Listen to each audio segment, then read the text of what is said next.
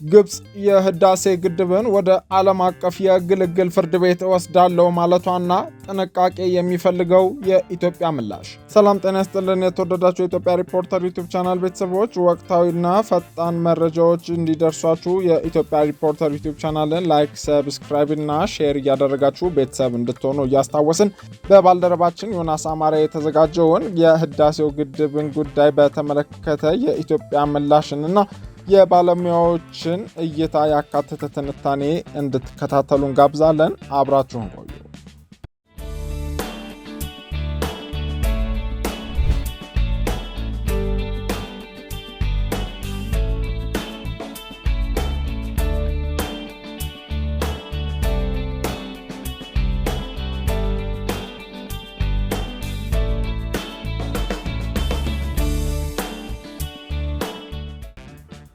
በግንቦት 1990 ዓመተ ምህረት ወረራ የፈጸመው የሻዕቢያ ሰራዊት ከያዝኩት መሬት ከለቀኩ ፀሐይ መልሳ አትጠልቅም ብሎ ፎክሮ ጠንካራ ምሽግ በመገንባት የኢትዮጵያ ሉዓላዊ መሬትን በኃይል ለመንጠቅ ድንበር ጥሶ ገብቷል።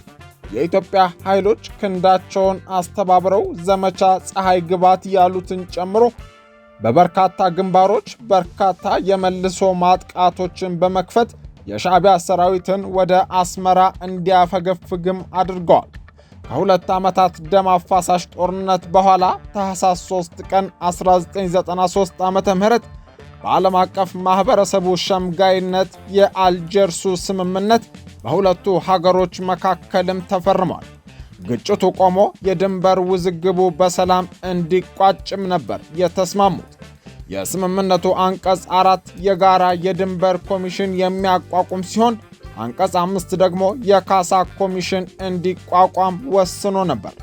ኮሚሽኖቹ ደግሞ ሄግ ለሚገኘው ለዓለም አቀፉ ቋሚ የግልግል ፍርድ ቤት አቤቱታቸውን አደራጅተው አቅርበው ይግባኝ የሌለው የፍርድ ውሳኔ እንዲሰጥበት ነበር ሀገራቱ የተስማሙት።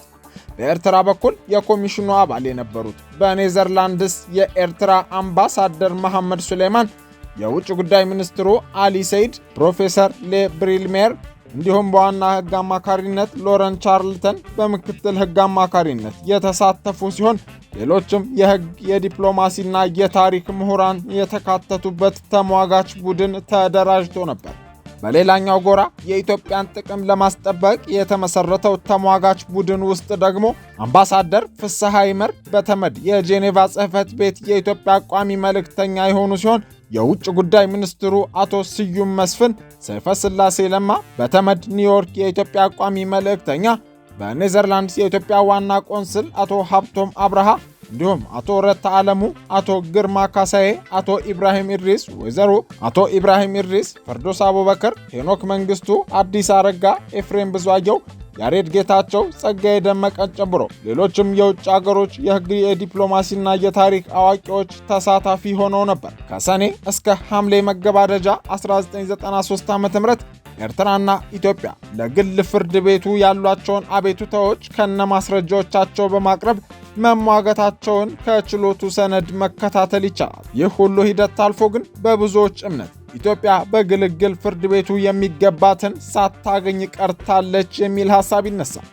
በጦር ሜዳ ያውም ብዙ መስዋዕትነት ከፍላ ኢትዮጵያ ያስመዘገበችውን ድል በዚያ የፍርድ ሂደት መልሳ አጥታለች ሲሉ ነበር። ከዚህ አለፍ ሲልም ያ የፍርድ ሂደት ኢትዮጵያ የባህር በር ማስመለስ ታሪካዊ ጥያቄዋ ጭምር የበለጠ የተዳፈነበት ወቅት ነው የሚሉም አሉ። በአጠቃላይ የኢትዮጵያ መንግስት በዓለም ፍርድ ቤት ድል አገኘው ብሎ በወቅቱ ሕዝብን ለማስጨፈር ቢሞክርም ነገር ግን የሄጉ የግልግል ፍርድ ቤት አጋጣሚ ኢትዮጵያ በዓለም ፍትህ አደባባይ የተሸነፈችበትና ጥቅሟን ያጣችበት የታሪክ ክስተት እየተባለ ዛሬም ድረስ በምሳሌነት ሲጠቀስ ይደመጣል። ይህ ከተፈጠረ ከ30 ዓመታት በኋላ ደግሞ ዛሬ ኢትዮጵያ ዳግም በዓለም አቀፍ የግልግል ፍርድ ቤት ፊት ልትቆም የምትችልበት ክስተት ተፈጥሯል። ግብጾች ከሰሞኑ የታላቁ ህዳሴ ግድብን ጉዳይ ወደ ዓለም አቀፍ የግልግል ፍርድ ቤት ልንወስደው ነው የሚል አቋምን በተባበሩት መንግስታት ድርጅት ጉባኤ ላይም አንጸባርቀዋል። የታላቁ ህዳሴ ግድብ አጀንዳ ሲጀመር በዓለም አቀፍ የግልግል ፍርድ ቤት መታየት የሚገባው ጉዳይ ነው ወይ የሚለው እዚህ ጋር ቀደም ብሎ ሲነሳም ይደመጣል። ኢትዮጵያ በጦርነት ያሳካችውን ድል ማጣጣም ስትችል ወደ ዓለም ፍርድ ቤት ሄዳ ለኤርትራ ጥቅሟን አሳልፋ ሰጠች ሲባል እንደኖረው ሁሉ ዛሬስ የህዳሴ ግድብን በዓለም ግልግል ፍርድ ቤት ይፈታ ብላ ከግብፅ ጋር ወደ ችሎቱ ታመራ ይሆን የሚለው ጥያቄ በወሳኝነት ይነሳል። ጉዳዩ አንድ ጊዜ ወደ ዓለም ግልግል ፍርድ ቤት ከሄደስ ኢትዮጵያ በምን አግባብ ነው ጥቅሟን ማስከበር የምትችለው? እንዲሁም ጥያቄዋን ማቅረብ የሚገባት የሚለውም አብሮ ይነሳል። የግብፅ የውጭ ጉዳይ ሚኒስትር በድር አብላጢ አገራቸው በቀይ ባህር ቀጠና፣ በሱዳን፣ በሶማሊያ፣ በየመን እንዲሁም በሊቢያና በመካከለኛው ምስራቅ ጉዳዮች ገንቢ የሰላም ማስፈን ሚና የምትወጣ ሀገር አድርገው አቅርቧታል። በተቃራኒው ደግሞ የኢትዮጵያን ስም በመጥቀስ በአፍሪካ ቀንድ ሰላም አደፍራሽ ፖሊሲ የምትከተል እንደሆነች በተባበሩት መንግስታት ጉባኤ ላይ ሲናገሩ እንዲሁም ሲከሱ ተደምጠዋል። ኢትዮጵያ በአባይ ወንዝ ላይ የገነባቸውን የህዳሴ ግድብ አስመርቄያለሁ፣ የአባይ ተፋሰስ ጉዳይም ያበቃለት ነው ትላለች። ይህ ግን ፈጽሞ የማይጨበጥ ነው። ግብፅ በአባይ ጉዳይ የውሃ መብቷን ጨርሶ ትተዋለች ማለትም ዘበት ነው። የዓለም አቀፍ ሕግን ተገዥነት በተመለከተ የይስሙላ ግምት የሚሰጡ አሉ። እኛ ግን ከዚህ የተለየ ነው አቋማችን። ስለሆነ ግብፅ የህዳሴ ግድብ ጉዳይን ወደ ዓለም አቀፍ የግልግል ዳኝነት አሊያም ወደ ዓለም አቀፍ ፍትህ ትወስደዋለች በማለት በድር አብዱላጢ ተናግረዋል። ይህ የግብፅ ውጭ ጉዳይ ሚኒስትር ንግግር ደግሞ በቦታው በመንግስታቱ ድርጅት ጉባኤ ላይ ተሳታፊ በነበሩ የኢትዮጵያ ዲፕሎማቶች ጠንካራ ምላሽ ተሰጥቶታል።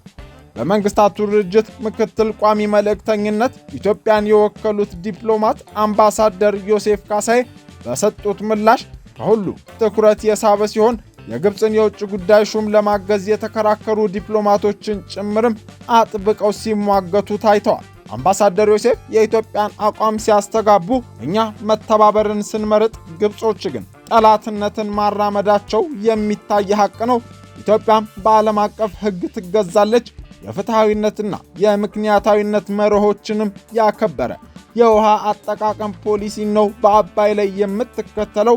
ግብፅ ግን በተቃራኒው ታሪካዊ መብቴ የምትለውን የውሃ አቋም ነው የምታንጸባርቀው። ኢትዮጵያ ሁሉንም የተፋሰሱን ሀገራት ያካተተ አካሄድ ስታራምድ፣ ግብፅ ግን ለብዙዎቹ የውሃ ተጋሪዎች መብት በመንፈግ ለሁለት ሀገሮች ብቻ ሙሉ የመጠቅለል መብት ለሚሰጥ የቅኝ ግዛት ዘመን ሕግ ቅድሚያ ትሰጣለች። ኢትዮጵያ በቀጠናው ሽብርን በመዋጋት ሰላምና መረጋጋት በመፍጠርም ሆነ ኢኮኖሚያዊ ትስስርን በማሳደግ ከቀጠናዊ ሀገሮች ጋር በጋራ አጠናክራ እየሰራችበት ትገኛለች። ሆኖም ግብፅ ይህንን ጥረት ለማደናቀፍ ጦር መሳሪያ ወደ ቀጠናው ታስገባለች። በቀጠናው ያሉ ልዩነቶች በዲፕሎማሲ እንዳይፈቱ ትንቀሳቀሳለች።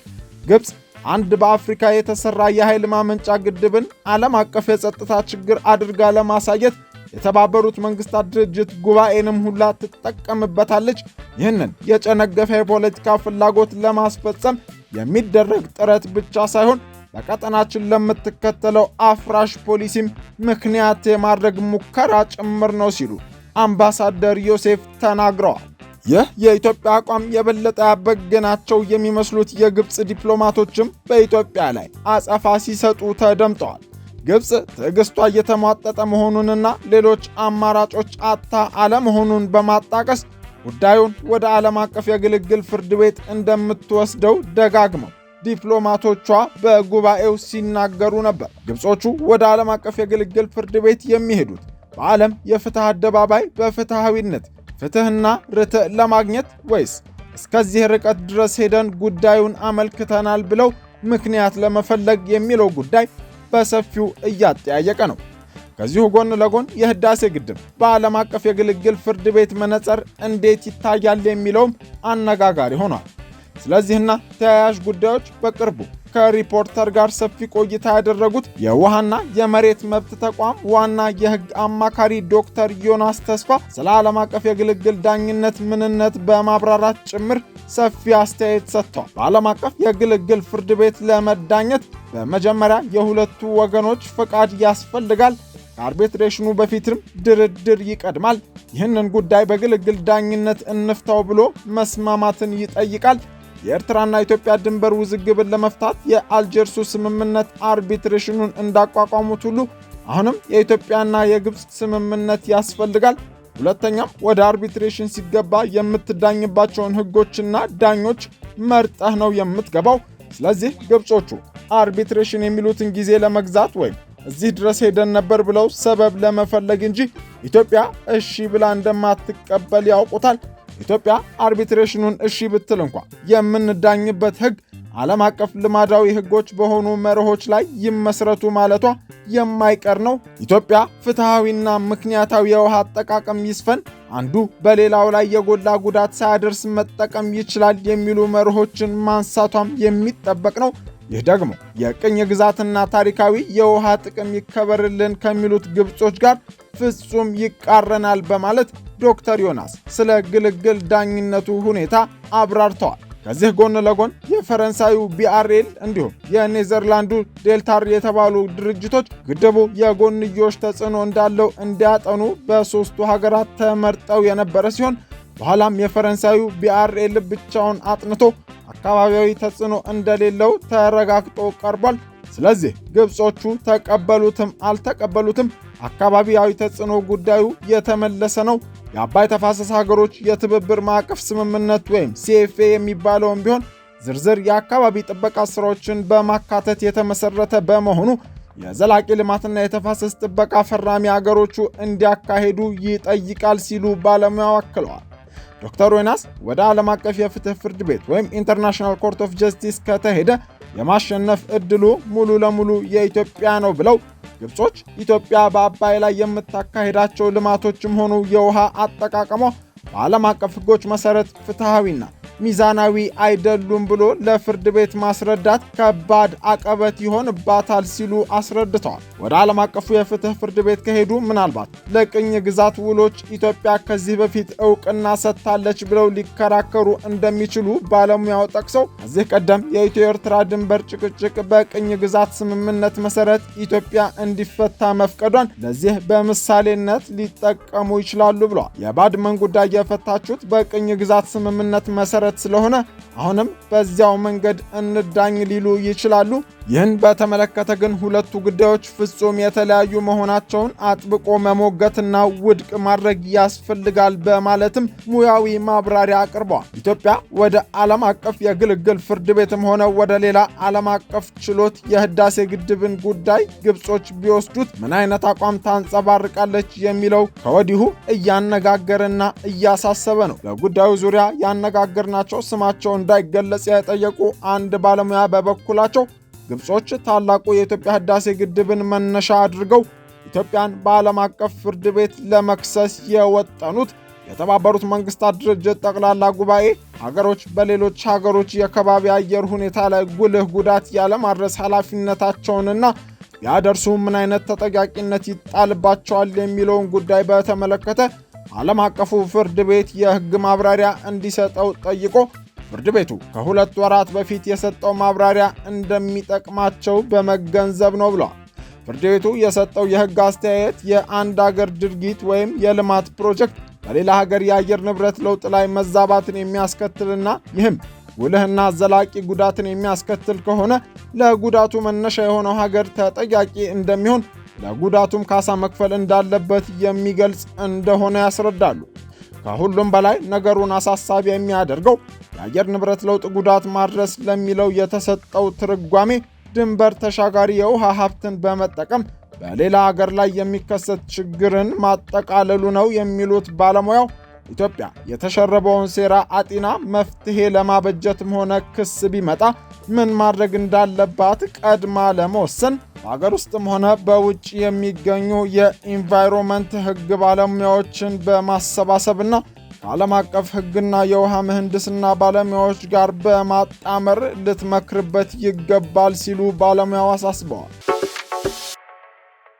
የተወደዳችሁ የኢትዮጵያ ሪፖርተር ዩቲዩብ ቻናል ቤተሰቦች ወቅታዊና ትኩስ መረጃዎች በፍጥነት እንዲደርሷችሁ የዩቲዩብ ቻናላችንን ላይክ፣ ሰብስክራይብ እና ሼር እያደረጋችሁ ቤተሰብ እንድትሆኑ እናስታውሳለን።